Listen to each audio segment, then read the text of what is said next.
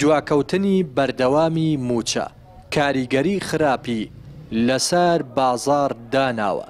دوکاندار و فرۆشیاران دەڵێن بازار سست و لاواز بووە. هەر لەو بارەوە گۆشتفرۆشێک دەڵێ هاوڵاتی هەبووە نیو کیلۆ یاخود چارەکێک گۆشتی بە قەرز بردووە. کاریگەری زۆرە چونکە ئەو کاتیم کە موچە دێ بەهام بازار خۆش دەبێت. ئیوا هەیە سێ چوار ڕۆژ تقریبا هەشت سێ تا هەشت ڕۆژ تا دە ڕۆژ بازار زۆر خۆشە. چونکە ئەو خەڵکەکە دی موچەی وەرگرتو پارەی پێ بەڕستقی دەدا. کاکە هەیە ڕۆبع کیلۆیە بە قەرز. ڕۆبع کیلۆیەک یعنی دەکات 4500 دیار بە قەرز دەیبە. پارەی پێ نییە کابرا دەڵێ کاکە بۆ منووسە. هێکە کابرا منداڵەکە عەزیزەیە پێشی خۆشە کە شتێک بۆ ماڵ منداڵەکەی بێتەوە بەڵام چ بکەین حکوومەتەکەمان ئاوایە. وەڵا ئەگەر موچە بێ بازاری مە خۆشترە. لە باوەڕتێ بێ ئێستا من زۆر مانگان دەبی لەبەرشی خۆم کلێ دوکانێک دەم. بەش کلێکەکەی دەرنێت؟ نە بەخوای. لەبەرەوەی کلێ دوکانم 200,000 ئەو جارەکە کارەبای ڕێسیشیان سێ قات و چار قاتە لەسەر مەحساب کردیان. هەموو بارگرانی بوو. ئارێ بەخوای. مۆلیدە هەر بە هەمە شێوە وەڵی مانگوا هەیە ئەمە 300,000 دینار یادەم بە مۆلیدێ و بە ڕێسی بە کلێ دوکانی و ئارێ بەخوای.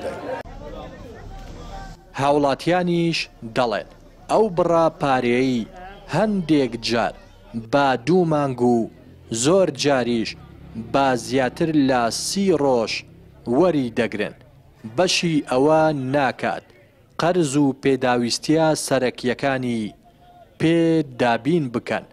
دەسەڵاتدارانی ماوە بەسەرچوو کەم تەرخەمیش بە بەرپرس و خەمسار دەزانن. خێبەن جاوا دەڕوا بۆ چەندەوە لە 2 مانگ تێپەڕی ینی دەبوو ئێستاکانە مانگی 11مان وەرگتەوە ئێستا مانگی 9مان وەرگتووە ئێستا 11 وەرنەگیراوەتەوە ینی دەوەرگیرێ.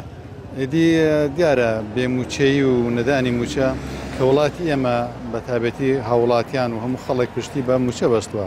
سەرچاوەی داهاتی ئەو وڵاتە چییە؟ موچەیە. موچەش نەبێت تەمان کاریگەری دەبێت لەسەر بازار دەبێت لەسەر جموجۆڵی بازرگانی دەبێت. خەڵک هەیە مەسەلەن چاوەڕێ ئەوی دەکات بۆ کرێ خانووەکەی بۆ بازاڕی بۆ ژیانی بۆ بژەی ڕۆژانەی بۆ هەموو ئەوانە چاوەڕێی معاش دەکات. معاشیش مەسەلەن بوون و نەبوونە ئێخۆ نییە خۆ تۆ چاوەڕێ دەکەی بەڵام نازانی داخوا دەبێت ئێتەمان کە نەبێت ڕۆژ بە ڕۆژ وەزعت خراپترە. یعنی تماش